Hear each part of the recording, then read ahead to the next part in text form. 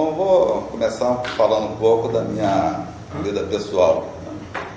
Porque considero assim que eu consegui, considerando a minha origem, né, que eu acho que eu consegui avançar assim, socialmente, com uma coisa assim no Brasil que as pessoas almejam muito, né? Muitos não têm essa possibilidade. Porque eu vim quer dizer, nasci em São Gonçalo, no Rio de Janeiro, sou de família assim, bastante pobre, né? Família pobre, pai sapateiro, mãe dona de casa, né? Mas tive a possibilidade de ter feito meu curso primário, escola particular, e depois continuei meus estudos, ginasial, também escola particular. E eu acho que tive uma sorte de ter, na minha adolescência, ter convivido com um tio que tinha, assim, uma visão de mundo muito ampla e que me despertou, assim, interesse em continuar estudando, né? Comecei a trabalhar cedo, com 14 anos e meio, mas tentei conciliar o estudo com o trabalho. Cheguei a fazer técnico de contabilidade e depois, trabalhando, eu continuei os estudos. Aí entrei na universidade, na UF, para estudar economia. Aí consegui terminar minha graduação em economia, depois fiz um ano de especialização, entrei no mestrado na Fundação Getúlio Vargas, Economia. Não fiz minha tese de mestrado, depois resolvi fazer outro mestrado, fiz outro mestrado na UF e concluí meu doutorado agora em 99. Eu consegui, do ponto de vista assim, da minha formação acadêmica, chegar até naquele grau assim, maior de formação, né? Até o doutorado. E como eu falei, comecei a trabalhar muito cedo. Trabalhava numa serraria lá em São Gonçalo, depois fui trabalhar na CIAS, trabalhei um período no INCRA, depois na Petrobras, isso ainda antes de ter concluído a minha formação em economia. E depois, em termos profissionais, eu, como economista, trabalhei basicamente em 2 lugares. Trabalhei na Fundação Getúlio Vargas, quando eu terminei o mestrado, saí do mestrado e fui trabalhar na Fundação Getúlio Vargas. Fiquei lá 2 anos na Fundação Getúlio Vargas. E depois, em 74, final de 74, eu vim para o IBGE e estou aí até hoje, né?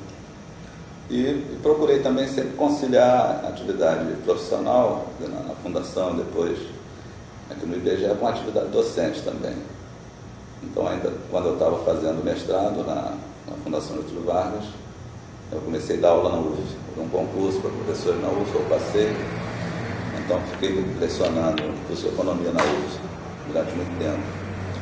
Depois, por volta de início dos anos 80, eu saí da UF, aí fui depois convidado para trabalhar na Universidade Estácio de Sá, e estou lá até hoje e leciono para alguns cursos lá, economia, relações internacionais.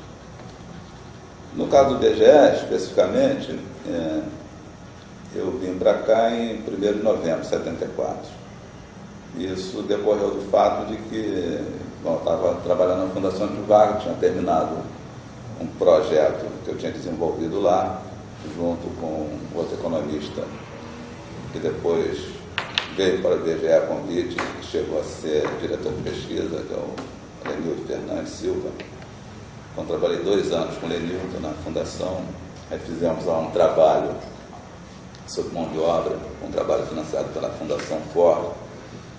E aí, terminado esse trabalho, eu fui alocado num departamento, numa área que eu não estava muito interessado, e coincidiu naquele momento que o IBGE vinha, né, com a vinda do professor Isaac aqui para o IBGE, né, no início dos anos 70. Então, o IBGE começou um processo importante de reformulação, de estatísticas. E eu tinha até alguns colegas que tinham estudado comigo que já tinham vindo para o IBGE, o Carlos Jairo, lá do Augusto da Silva. Então, eu submeti um currículo a um departamento chamado, a época era Departamento de Estatísticas Derivadas, onde estava a Maristela Santana, que estava desenvolvendo trabalho na área de contas nacionais, elaboração de matrizes, de relações intersetoriais, e tinha uma área importante de indústria, né, que o IBGE já vinha desenvolvendo. Já tinha um trabalho que havia sido feito, nessa época vinha sendo feito de pesquisa mensal da indústria, e a ideia era avançar um pouco mais nessa área industrial. Então eu vim, eu submeti esse currículo, ele foi aprovado, e eu vim trabalhar então, na época era uma divisão, um órgão chamado Grupo de Indicadores Econômicos. Aí vim para cá, encontrei aqui a Carmen Garcia, que estava um pouco à frente dos trabalhos, junto com o irmão da Maristela Santana, o Paulo de Tarso.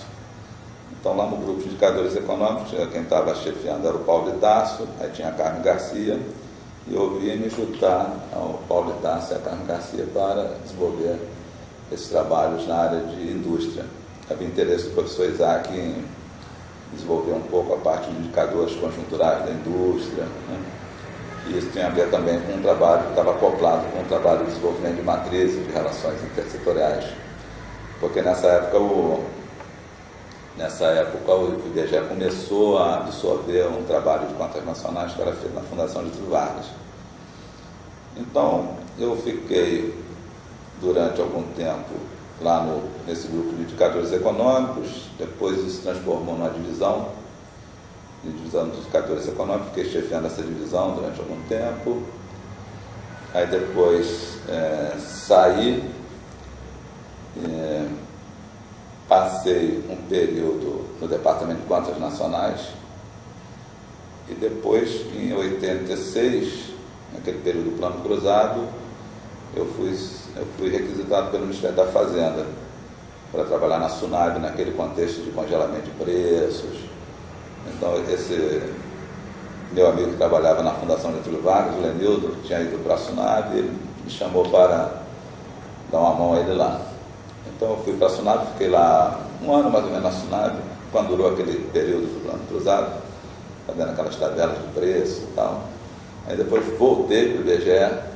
Aí nessa época o Lenildo tinha sido convidado para ser chefe do Departamento de Agropecuária.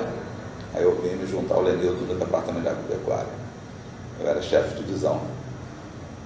Depois o Lenildo assumiu a chefia da DPE. Aí eu fiquei na chefia do Departamento de Agropecuária.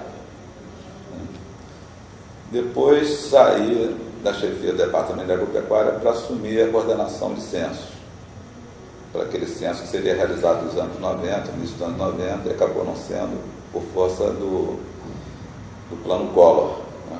Então não houve a realização do censo naquela época. Aí eu saí da coordenação técnica dos censos e aí fui fazer meu doutorado. Pedi licença, fiquei 4 anos fazendo doutorado, voltei depois de terminar o doutorado e voltei para o Departamento de Agropecuária, agora Coagro, e estou lá assessorando lá a chefia do departamento. Então, eu acho assim que profissionalmente eu dei sorte assim, na época em que eu vim para o IBGE, porque o IBGE estava, quer dizer, com a vinda do Isaac para o IBGE, o Isaac tinha uma tradição nessa área de contas nacionais, era uma pessoa muito respeitada profissionalmente, e tinha uma visão muito ampla assim, de sistemas estatísticos, e vim me juntar a um grupo de pessoas que estavam envolvidas naquele processo de mudança, de transformação, de redefinição das estatísticas. Nesse momento a ideia de planejamento econômico estava muito forte também, porque era aquele período militar, né? Regime militar, né? Então havia essa ideia de planejamento econômico, e o IBGE estava, de fato, passando por um processo importante, né? De mudanças, assim, não só do ponto de vista metodológico, mas um processo de trabalho também, né? Utilização de recursos computacionais, coisas desse tipo. Então eu acabei vindo, acho, num momento privilegiado, porque naquele momento o IBGE absorveu um grupo assim, de pessoas que estavam envolvidas nesse processo de mudança, né? E o pessoal tinha uma boa formação, o pessoal estava acabando os cursos de mestrado, estava vindo para o IBGE. E eu tive a oportunidade de estar envolvido assim, em projetos que foram importantes dentro da instituição, né? E eu acho que aqui no IBGE a gente tem essa vantagem, assim, de, como é um trabalho assim, multidisciplinar, a gente tem possibilidade de estar convivendo com pessoas de formação diferente, né? Economista, estatístico, demógrafo, sociólogo, né? Então acho que isso é muito enriquecedor, assim, do ponto de vista pessoal e profissional, né? E aí isso me motivou sempre a ficar por aqui, porque desde que eu estava na graduação em economia, uma coisa já estava clara para mim, né? Eu não queria trabalhar em empresa, mercado financeiro, essas coisas. Queria mesmo trabalhar na área pública, mais voltado para pesquisa. Então direcionei minha vida profissional para aí, né? Fui para a Fundação Getúlio Vargas para fazer pesquisa e depois vim para o IBGE. E acho que aqui tinha um ambiente propício para isso, né? Porque o IBGE produz um volume importante de informações, né? Sobre várias áreas da sociedade, né? E aí cada um na sua área específica de atuação, seja sociólogo, seja economista, estatística, é um material muito rico para trabalhar, né? Então acho que profissionalmente eu tive assim, essa sorte, né? De estar ingressando no mercado de trabalho num momento assim, bastante favorável, né? Não só que existia emprego para todo mundo, principalmente para as pessoas assim, que tinham uma certa qualificação profissional, né? Naquela época também o setor público pagava melhor do que paga hoje, né? E, então acho que ele estava no lugar certo na hora certa. Então, em termos da minha experiência, foi essa, né? Então, dentro do IBGE, eu tive uma parte da minha vida dedicada a esses trabalhos na área de indústria, que foi durante o período que eu estive lá no grupo de indicadores econômicos, de 74, passando um pouco depois pelo Departamento de Contas Nacionais, e depois na área de agricultura, né, quando eu assumi a divisão de planejamento do DEAGRO, do antigo DEAGRO, e depois quando eu vi assumir a chefia do departamento durante algum tempo. Então a minha experiência profissional foi essa aqui, da trajetória dentro do IBGE foi essa. Eu acho que aí havia um tipo de embate que colocava assim, que é uma coisa natural, né?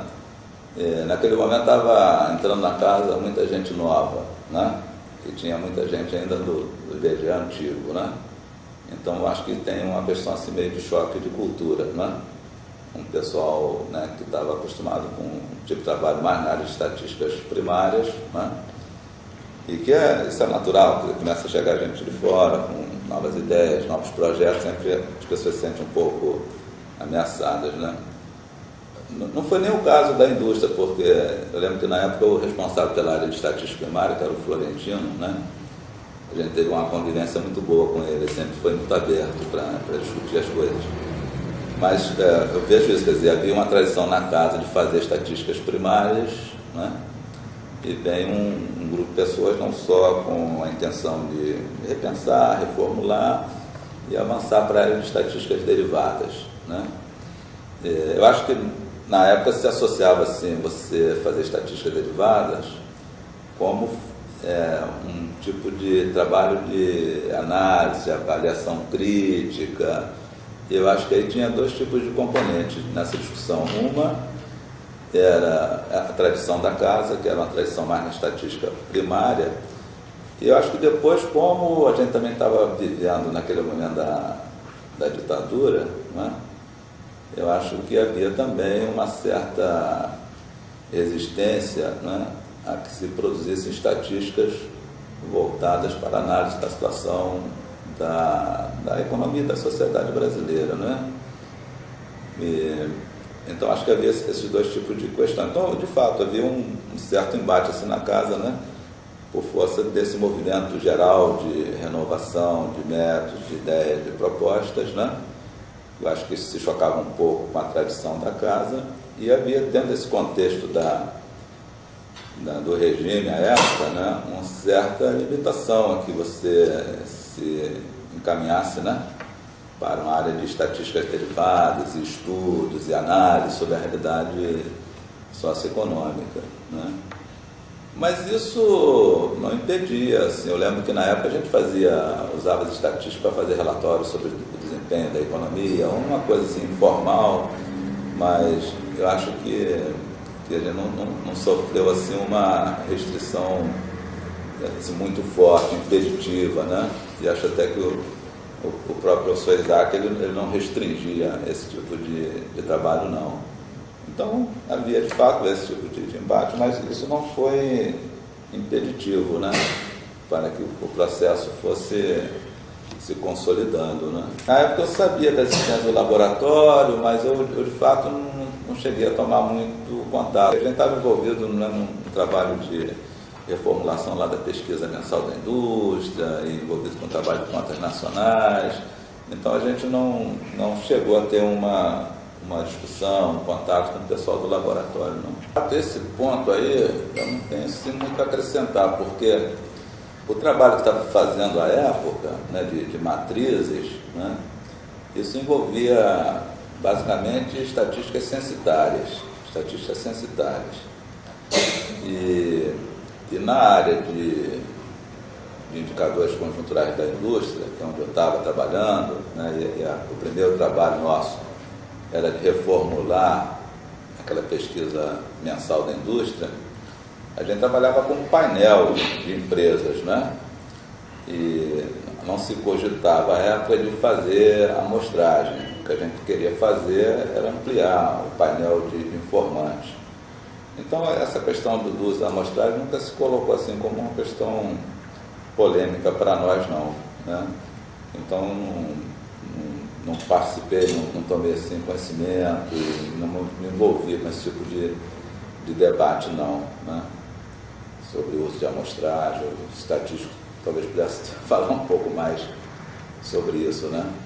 Eu, de 95 até 99, eu fiquei fora do IBGE, 4 anos fora, né? Fazendo o doutorado. E depois que eu voltei, de 99 até agora, eu também, em função das funções que eu venho exercendo, que são mais de assessoria, de apoio, né? Quer dizer, não tenho nenhuma função mais de chefia e tal, eu não estou mais envolvido assim nessas discussões mais gerais. Então eu sinto também que há uma lacuna, né, do meu entendimento sobre o processo no IBGE, né, por causa desses 4 anos fora de fato, né, e depois da minha volta sem estar envolvido assim, mais diretamente com o processo de trabalho.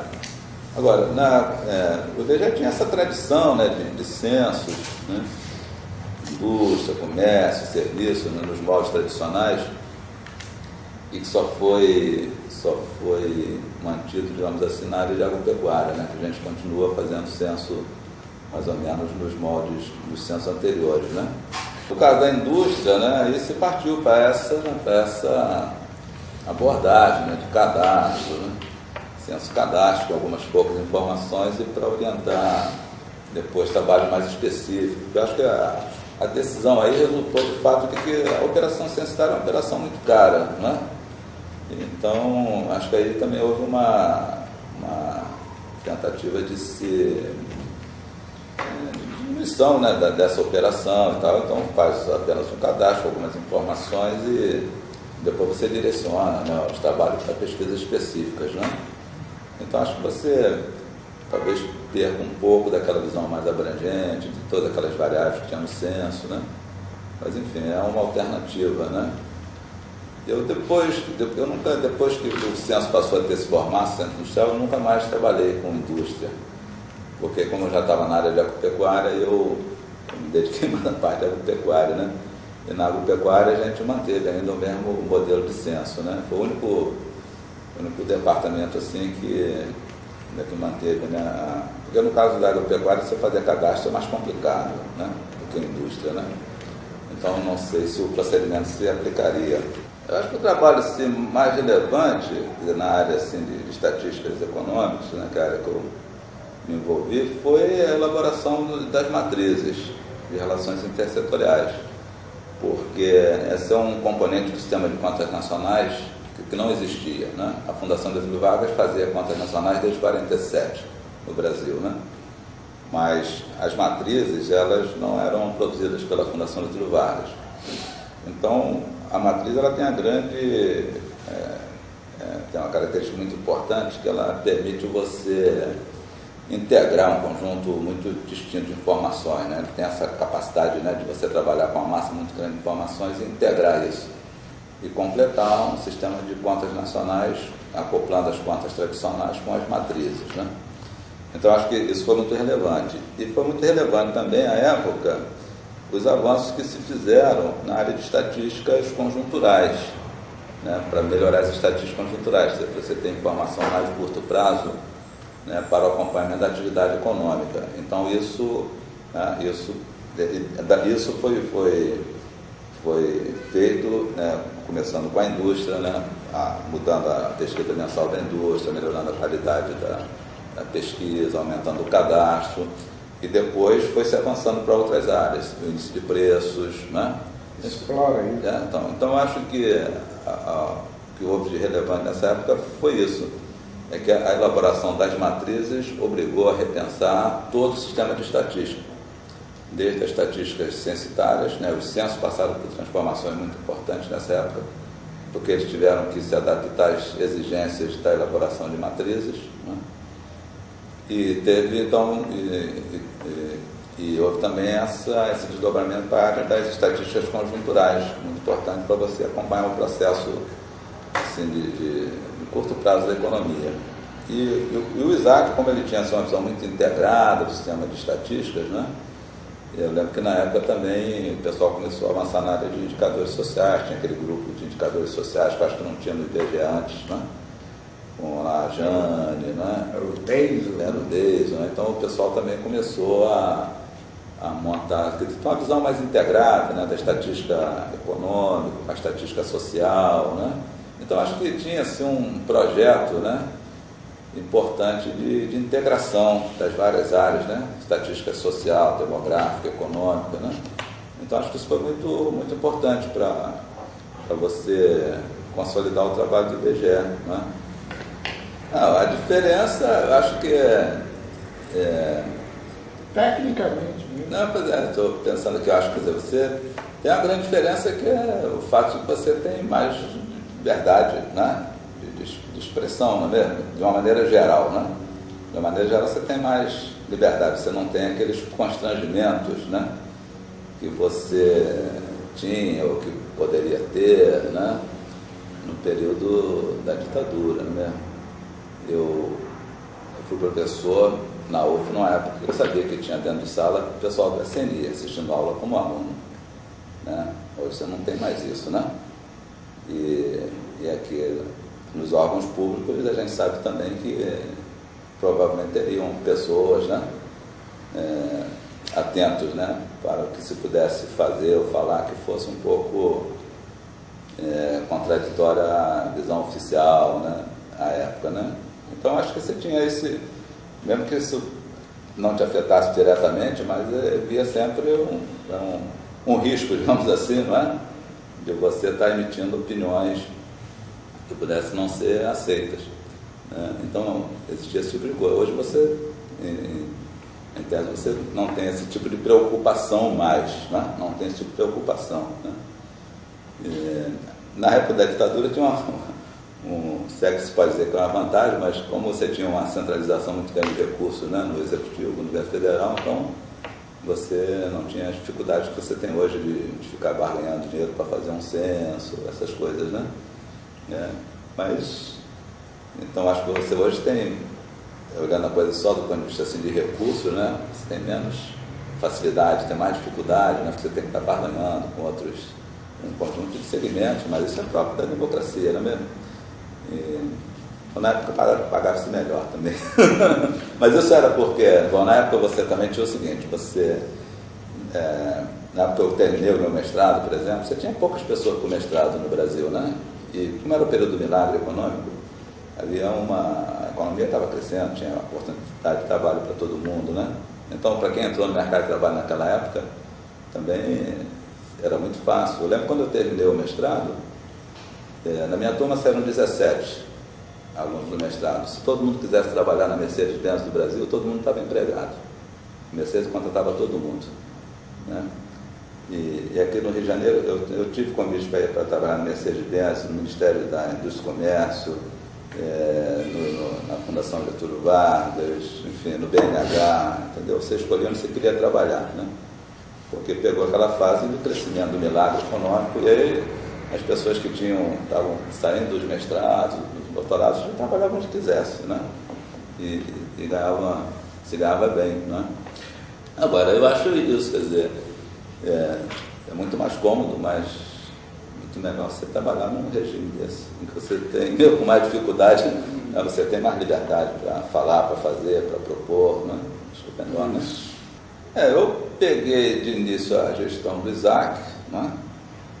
Isso foi eu entrei em 74, o Isaac ficou até 79, 80, né? O Gessé tinha sido meu professor de estatística no mestrado lá na fundação, não é mesmo? E eu acho que na época a casa, o pessoal que tinha entrado na época do Isaac, né, não aceitou muito a vinda do Gessé, né? O grupo que veio para o IBGE trazido para o Isaac estava muito afinado, né, com o trabalho do professor Isaac, né? Havia uma conferência grande assim, de posições, de opiniões e tal. E também não gostava muito da maneira como o Isaac foi demitido do IBGE, não é mesmo? Né? Naquele conflito ali com o Delfim, não é mesmo? Né? Eu não sei exatamente, não lembro exatamente qual foi o motivo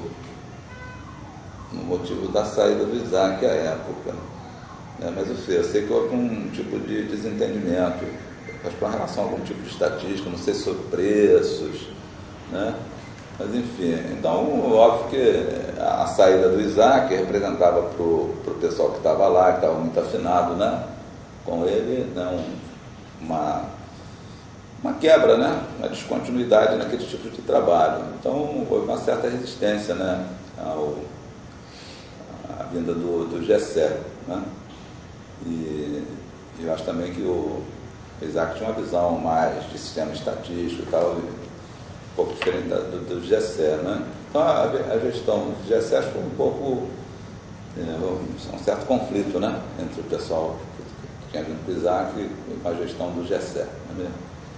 Então alguns conflitos, divergências de opiniões. Eu acho que o Isaac era mais aberto ao diálogo, né? Então isso facilitava um pouco a discussão, principalmente com as pessoas que estavam mais próximas, né, do Isaac, né? Então houve um certo atrito na época do Gessé. Depois do Gessé, não lembro exatamente quem veio depois.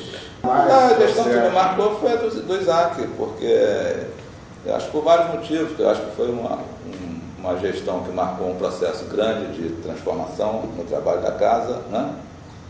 E como eu estava também começando a minha vida profissional, aquelas coisas que acontecem primeiro acabam marcando muito você, né? Depois as gestões, quer dizer, eu teve um período que eu acho que foi também uma boa gestão, né? Mas aí talvez por força da proximidade minha com algumas pessoas que estavam mais em posto de direção, que foi a gestão do Edson Nunes, né?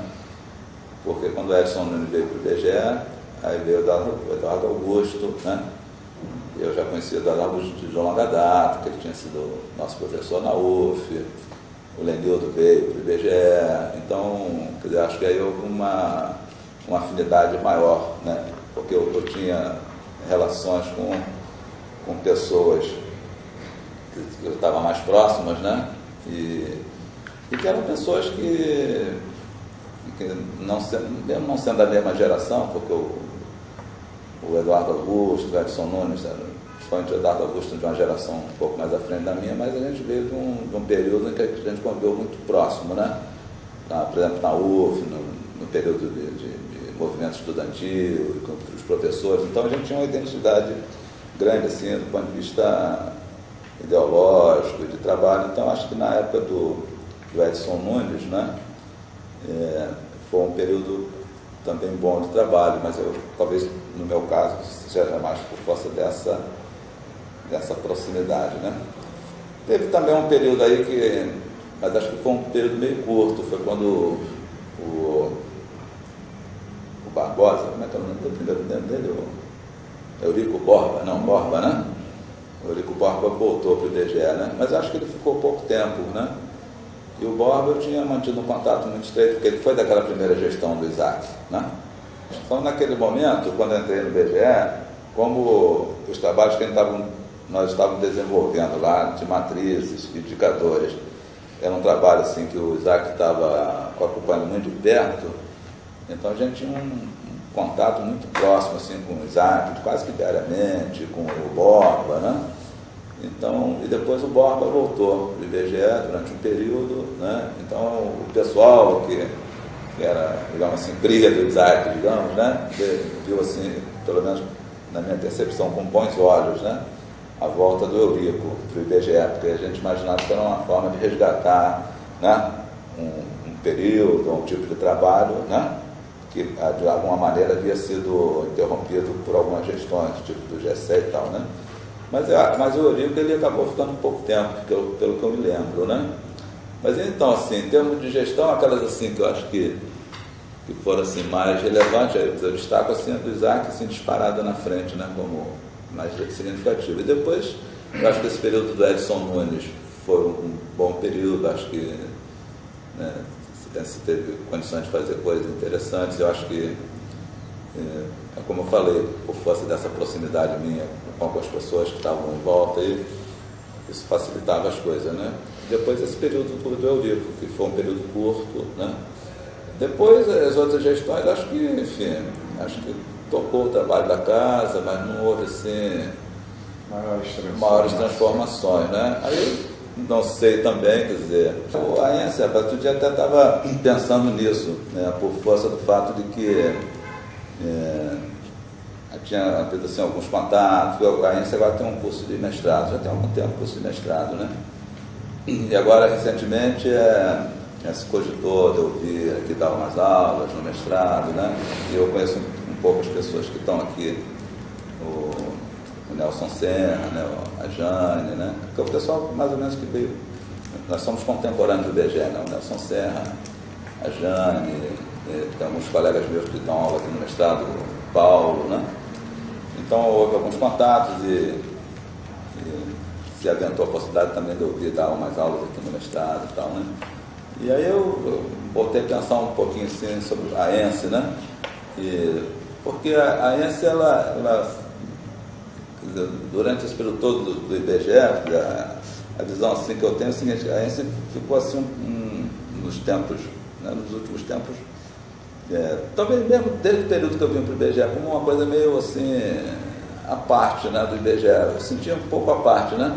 Eu acho que no passado, como você precisava formar estatística, como eu falei, naquele momento tinha assim, várias pessoas que estavam saindo dos cursos de graduação, de mestrado. Então acho que o Isaac se valeu, né, dessa disponibilidade de pessoas, né, que tinham assim, boa formação em estatística, economia, sociologia, né? Eu não acredito que não tenha havido, né, um uso mais efetivo da ENSE, no sentido de usar quadros da ENSE. E aí me pareceu que a ENSE ficou um pouco assim como um apêndice, né, da estrutura geral dos trabalhos do IBGE, né? Antes disso, eu acho que a ENSE deve ter tido um papel muito importante para a formação, né, de quadros, né, estatísticos e tal. E depois, como você começou a incorporar, foi profissional de outras áreas, né? Você começou a incorporar outros tipos de profissionais, né? Economistas, sociólogos, não sei o que, geógrafos, né? Acho que a ENSE ficou um pouco fora desse processo mais geral, né? Então, outro dia eu estava até pensando exatamente sobre isso, né? Em função desse convite aí para dar umas aulas aí, eu fiquei pensando no caso da ENSE e tal, né? E a ENSE agora, nos últimos tempos, criou aí o mestrado, né? E agora está com um projeto de doutorado, né? Eu acho que talvez a ENSE devesse ter um projeto assim que fosse mais integrado, né, com o trabalho da casa, né? Então acho que o fato também do Isaac ter também uma trajetória acadêmica, não é? E da disponibilidade de quadros qualificados daquela época, aí eu diria assim, talvez você naquele momento tivesse podido prescindir, não é, da ENSE como formadora de quadros, né? Agora eu acho o seguinte, quer dizer, eu pensando assim, sem muita reflexão sobre o caso da ENSE, né?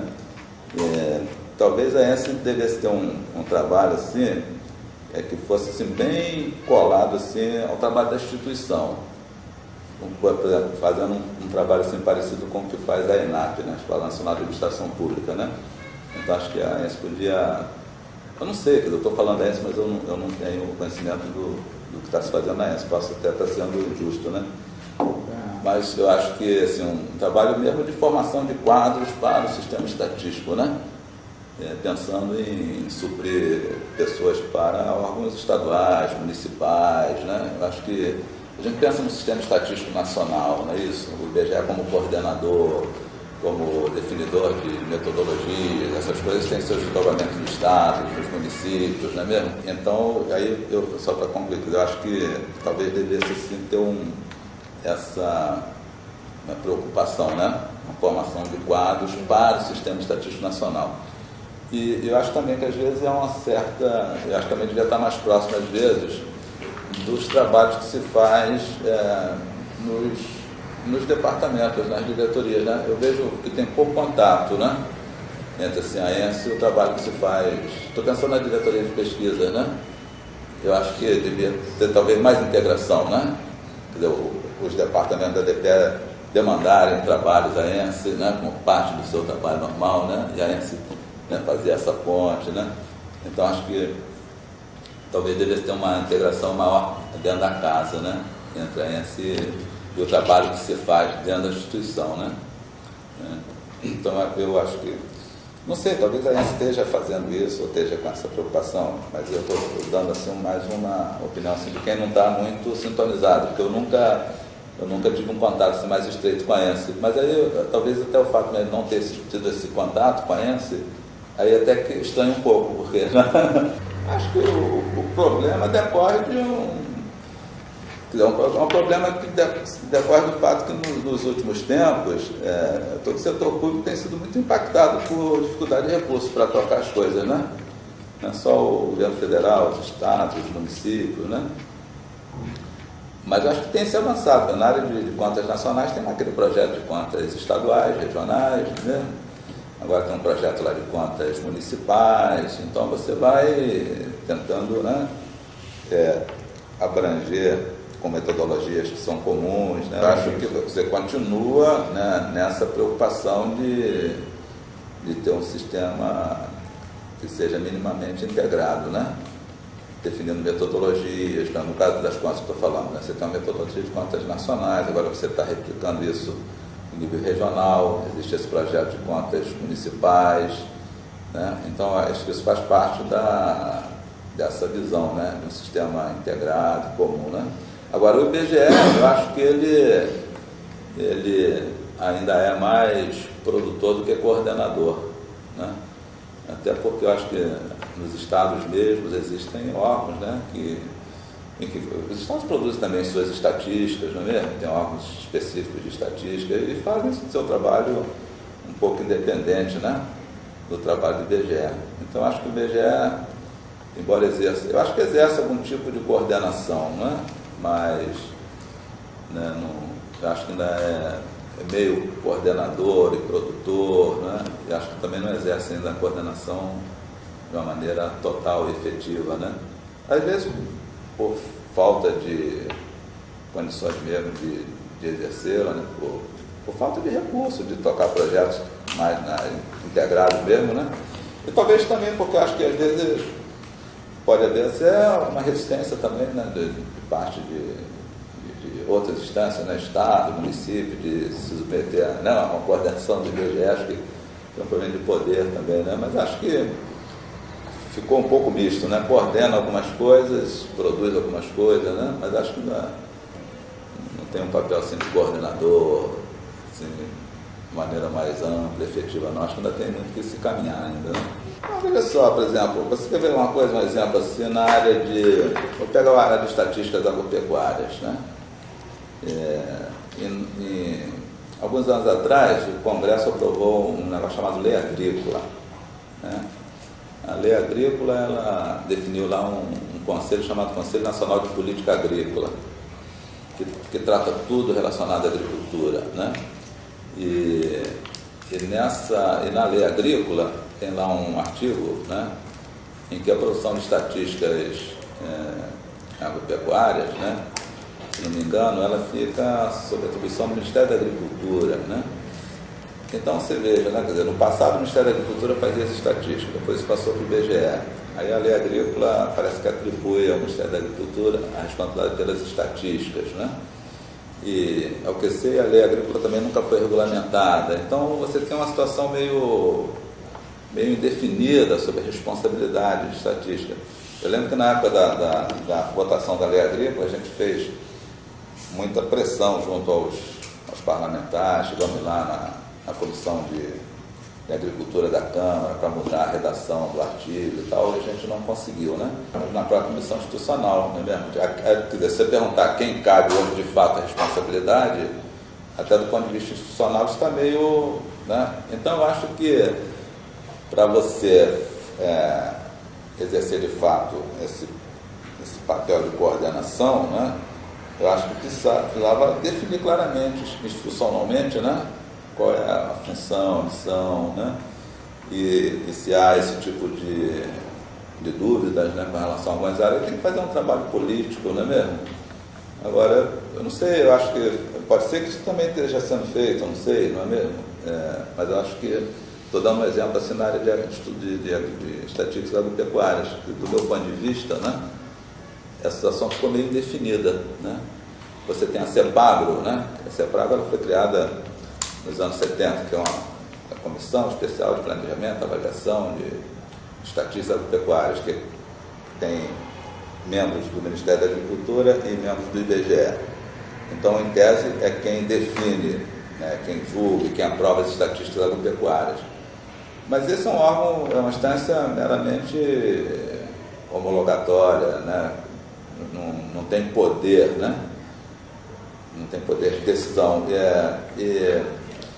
Então, eu, por exemplo, eu tenho dúvidas.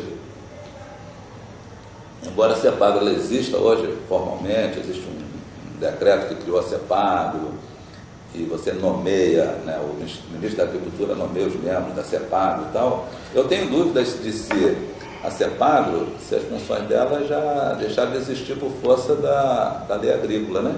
Vamos pegar esse exemplo da estatística agropecuária. Isso não chegou a ser nenhum impeditivo, né, do ponto de vista da produção normal das estatísticas, porque existe um relacionamento bom entre os técnicos do IBGE e os técnicos do Ministério da Agricultura, não é mesmo?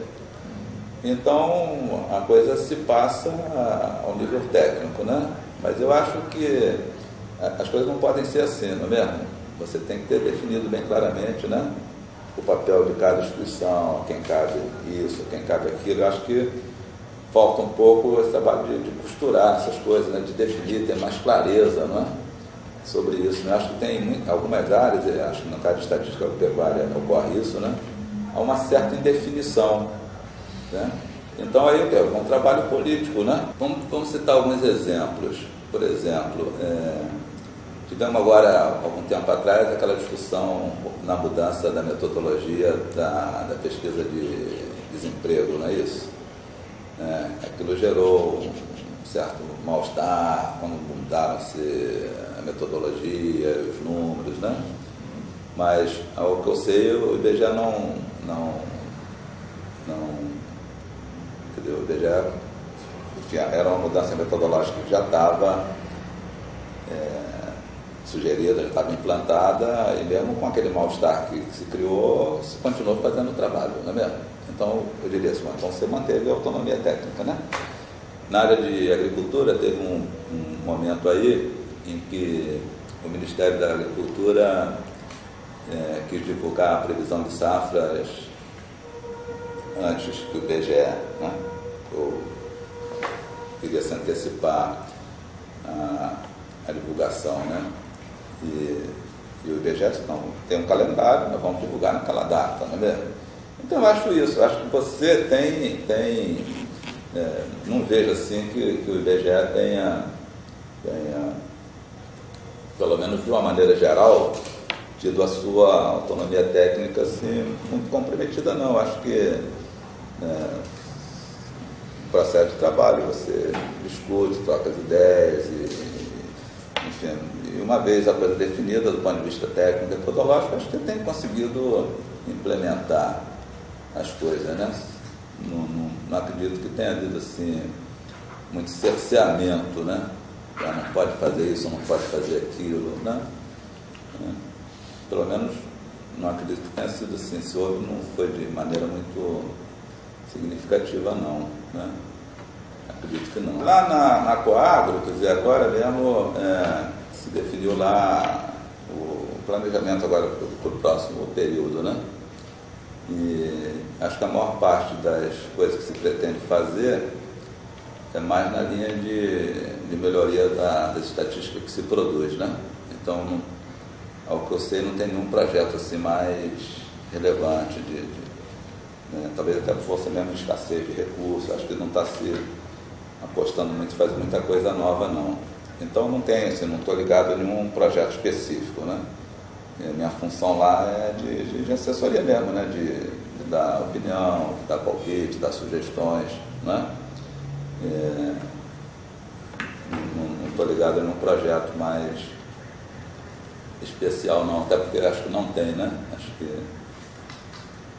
é por força disso mesmo, né? Como os recursos são muito escassos, você também não se envolve muito. Eu acho que, eu até outro dia comentando lá na chefia do departamento, quer dizer, eu acho que talvez o que se devesse fazer agora, né? Pensando um pouquinho mais no futuro, né? É o seguinte, a gente já vem durante algum tempo desenvolvendo um conjunto de estatísticas na área de agricultura, né? E volta e meia a gente tem demandas, olha, mas isso aqui, olha ali, tem uma coisinha aqui, né? Como são demandas assim, muito esparsas, né? Vem de um órgão, vem do outro e tal, eu acho que talvez se devesse fazer uma espécie de mapeamento, né? Das necessidades, né? Então, eu tinha sugerido esse tempo passado que se fizesse um seminário convidando os órgãos que usam estatística agropecuária, né? Chama o pessoal do Ministério da Agricultura, chama o pessoal do Ministério da Pesca, chama o pessoal do IBAMA, né? Vamos fazer um seminário aqui e vamos pedir que as pessoas, esses órgãos, explicitem a sua demanda de estatística agropecuária, né? Porque nós não produzimos estatística para nós, né? Produzimos para os outros, não é mesmo? Então, eu acho que a gente devia, se a gente quiser pensar um pouco o futuro, não é mesmo? Vamos fazer isso, vamos fazer um grande encontro aqui, em que todas as instâncias que usam estatísticas agropecuárias, né, sejam órgãos do governo, tipo Ministério da Agricultura, Ministério da Pesca, sejam órgãos de análise, tipo o IPEA, né? E ver também demandas do meio universitário, né? De instituições de pesquisa universitária, que fazem pesquisa nessa área. Vamos chamar esse pessoal aqui, a gente faz um grande seminário, né? Pedimos que eles explicitem suas demandas de estatísticas, e aí vamos ver se o que eles demandam, pensando um pouquinho no futuro, se é compatível com aquilo que a gente está fazendo, com aquilo que a gente pretende fazer, né? Se eles chegarem e disserem, não, tudo bom, é isso aí, está ótimo, porque é referendo ao nosso trabalho, né? E se eles disserem, não é isso que a gente quer, a gente está pensando em outras coisas, bom, então tudo bem, então agora vamos estabelecer parcerias, não é mesmo? Vocês querem isso aqui, nós estamos fazendo isso. Vamos fazer um negócio diferente? Bom, então vamos dividir responsabilidades, não é mesmo? Porque o que acontece hoje, por exemplo, vamos pegar o censo agropecuário, né? Que deveria ter sido feito já há alguns anos, foi sempre postergado, o que acontece? O IBGE fica brigando sozinho para fazer o censo agropecuário, né? Bom, mas o censo agropecuário não é para atender o IBGE, né? O censo agropecuário é para atender outras instâncias do governo, Ministério da Agricultura, outros órgãos, né? Mas o pessoal lá não se mexe para dar uma força também, né? Então a gente fica sozinho numa briga, né? Assumir a responsabilidade com uma coisa, tudo bem, é a responsabilidade do IBGE é fazer, mas a gente não faz para a gente, né? A gente faz para o público, né? Então eu acho que o que se poderia pensar, eu estou pensando mais no caso de estatística agropecuária, não sei, talvez nos outros setores, nos outros departamentos isso tenha sido feito, né? Era ouvir um pouco a demanda, né? Da sociedade, das instituições, né? Para então a gente imaginar um pouco o futuro. Não é que a gente dentro do departamento não pense sobre o futuro, né? A gente, claro, está sempre pensando quais são as demandas que a gente vai enfrentar, o que a gente pode fazer de novo, mas eu acho que a gente tem que cruzar essa nossa reflexão interna com o que os órgãos de fora também pensam, querem, né? Aí eu acho que a gente poderia talvez definir uma estratégia, né, para o futuro, pensando em coisas novas. Mas aí um esquema assim, de parceria, divisão de responsabilidade, divisão de tarefas, né? Agora, eu acho que com os recursos que a gente tem hoje, né, não dá muito para avançar em coisas novas, não. Acho que a gente vai ter mesmo que ficar melhorando o que se faz, né? Mas em determinado momento a reflexão tem que se traduzir em alguma coisa concreta, né? Aí eu acho que ele tem que fazer isso, né? Mas eu também agora estou numa fase assim, quer dizer, eu já estou assim, me sentindo assim, meio saindo do IBGE, né? Porque como já estou próximo aí de me aposentar, né? Aliás, já posso até me aposentar agora se eu quiser, né? Vou ficar mais um ano ou dois, né? Mas, então estou começando a ter uma certa dificuldade de pensar sair do IBGE, né? Você tem que ir amadurecendo durante alguns anos, né? Você passa muito tempo num lugar, né? Eu acho que, em linhas gerais, quer dizer, acho que isso aí traduz um pouco o que foi a minha experiência aqui, não é mesmo?